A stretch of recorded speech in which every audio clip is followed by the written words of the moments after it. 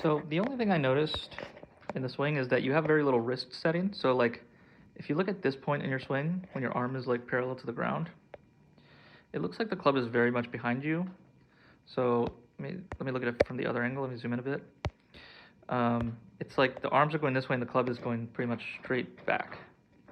Let me compare you to somebody. So here's Brooks Koepka hitting a driver as well. And you can see at that arms parallel position, the club, just compared to yours, right, is just more facing up in the air. Okay, this one's actually a little better because you can see Rory from the front here. Again, also hitting a driver, so it's not like comparing iron to driver swing. You see at that point, the arms parallel, club is almost 90 degrees.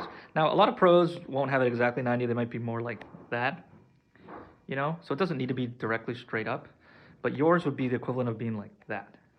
And you just won't see pros doing that. I think that a lot of people just treat the driver swing as a very wide swing.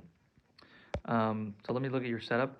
You see how your arms are just like more stretched forward, and Rory's are just not straight down, but just only a little bit forward, right? Just in general, I think people treat the driver like this really wide, stretched out swing, and I think it does. You know, you are supposed to put the ball a little forward in your stance. You should have your arms a little bit forward, but generally, I think the pros tend to hit it more like an iron than a lot of amateurs, including myself.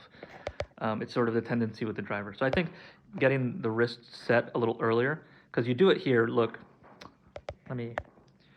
you are setting your wrists at some point, right? You're just doing it here at the very end of your swing. You see all of that at the end is just all your wrists.